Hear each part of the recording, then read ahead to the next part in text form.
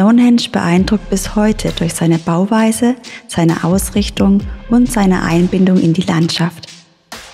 Doch trotz intensiver Forschung bleiben viele Fragen offen. Was genau war der ursprüngliche Zweck dieser Anlage? Welche Funktion könnte sie in einer Zeit erfüllt haben, über die uns nur spärliche Hinweise überliefert sind?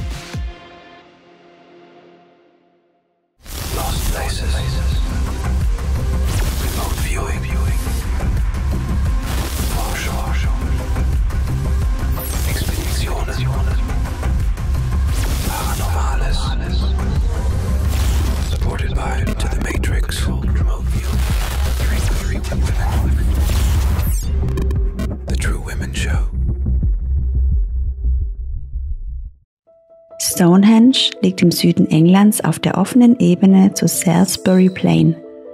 Es zählt zu den bekanntesten prähistorischen Monumenten der Welt und ist bis heute ein faszinierendes Zeugnis menschlicher Baukunst der Jungsteinzeit.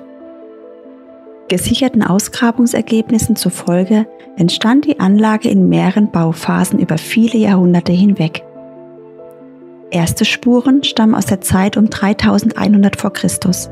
Ein kreisförmiger Graben mit Innenwall, ergänzt um die sogenannten Aubrey Holes. 56 runde Gruben, vermutlich für rituelle oder Bestattungszwecke genutzt. Um etwa 2600 v. Chr. Begann Veränderung. Die sogenannten Blausteine, härtere, kleinere Gesteine, wurden errichtet. Ihre Herkunft aus den Preseli Hills in Südwest-Wales konnte durch geochemische Analysen bestätigt werden. Wie genau die tonnenschweren Steine über eine Distanz von mehr als 200 Kilometern transportiert wurden, bleibt jedoch unklar. Vermutet werden Wasserwege und primitive Schlittenkonstruktionen. Belege dafür existieren bislang nicht. Etwa um 2500 v. Chr. Folgte die Errichtung der massiven Sasensteine, von denen viele bis heute erhalten sind. Auch ihre Herkunft, Marlborough Downs, etwa 30 Kilometer entfernt, konnte 2020 durch Materialanalysen wissenschaftlich belegt werden. Auffällig ist die Bearbeitung. Die Steine zeigen Zapfenverbindungen und passgenaue Aussparungen, archäologisch eindeutig dokumentiert.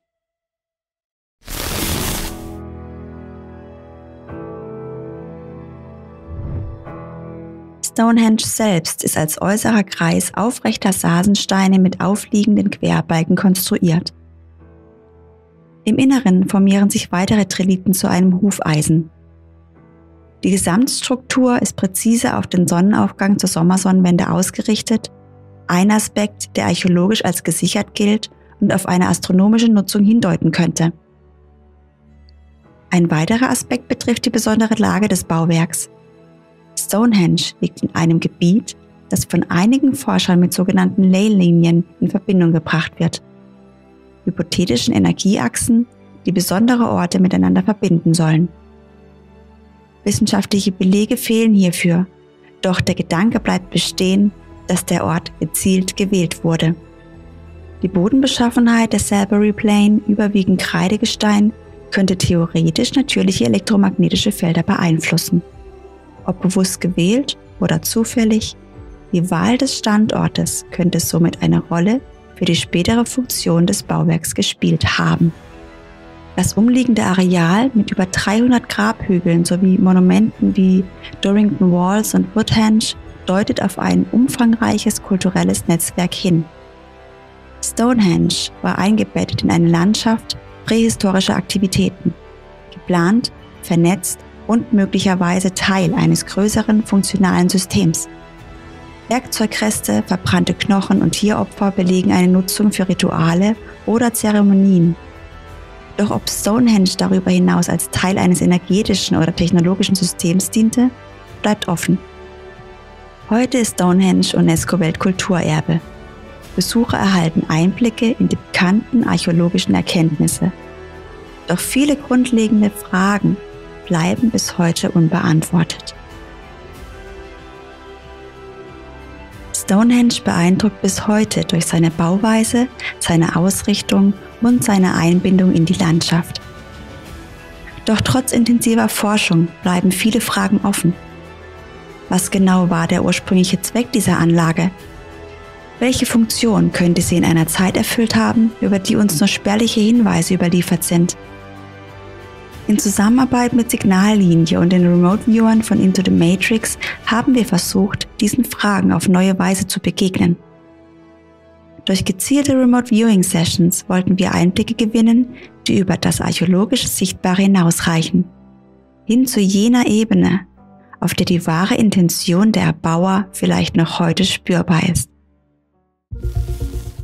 In unserem Projekt mit Signallinie und den Remote-Viewern von Into the Matrix haben wir Stonehenge gezielt aus einer neuen Perspektive betrachtet, mit dem Fokus auf seine ursprüngliche Struktur und Funktion jenseits dessen, was heute sichtbar ist. Die Sessions ergaben ein bemerkenswertes, konsistentes Bild. Die Viewer nahmen wahr, dass sich im Zentrum des Steinkreises einst ein besonderes Element befand. Ein energetisch hochaktives Objekt, das heute nicht mehr vorhanden zu sein scheint. Beschrieben wurde dieser Kern teils als silbrig vibrierende Substanz, teils als grünlicher oder metallisch wirkender Stein. Er schien nicht nur eine Energiequelle zu sein, sondern auch eine Funktion als Informationsüberträger, Energieumwandler und Steuerungseinheit inne zu haben. In den Eindrücken der Viewer ging von diesem Zentrum eine gewisse Ehrfurcht aus, als würde etwas beherbergen, das nicht vollständig irdischer Natur war. Doch nicht nur das Zentrum war relevant. Die Viewer beschrieben auch, dass die Steine präzise positioniert waren, offenbar um Energie zu bündeln, umzuwandeln und gezielt zu lenken. Es wurde ein energetischer Prozess wahrgenommen, der sich zyklisch aktivierte, sinnbildlich wie ein Zeitrad, das bestimmten Phasen und kosmischen Bedingungen unterlag. Ein weiterer Eindruck war das Aufsteigen von Energie aus dem Boden durch den Kreis hindurch. Dabei wurde ein kleiner, phasenverschoben wirkender Stein beschrieben, der half, die Energie zu verwirbeln und größere Sprünge zu ermöglichen. Vielleicht ein Hinweis auf besondere energetische und physikalische Effekte, deren genaue Natur offen bleibt. Stonehenge erschien in den Sessions nicht als starre Struktur, sondern als eine Art dynamisches, sich selbst aktivierendes Energiesystem.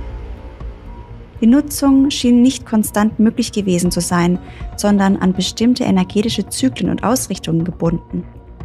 Zudem entstand das Bild eines Informationsfeldes, das Stonehenge nicht isoliert, sondern in Verbindung zu anderen Strukturen im Umkreis zeigte. Mehrere Viewer deuteten an, dass dieses energetische Feld kommunizierte und dass ein längerer Aufenthalt darin Auswirkungen auf den physischen Körper gehabt haben könnte.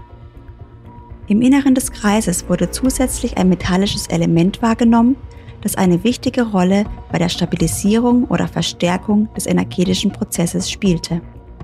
Auch die Wahl des Ortes erschien den Viewern gezielt. Sie empfingen Eindrücke davon, dass die Erbauer technische Hilfsmittel einsetzten, um den optimalen Standort ausfindig zu machen. Eine Wahl, die möglicherweise geophysikalische Besonderheiten oder energetische Linien berücksichtigte. Im Laufe der Zeit scheint dieses Zentrum jedoch verschwunden zu sein. Ob durch natürliche Einflüsse, menschliche Eingriffe oder bewusste Entfernung, bleibt unklar.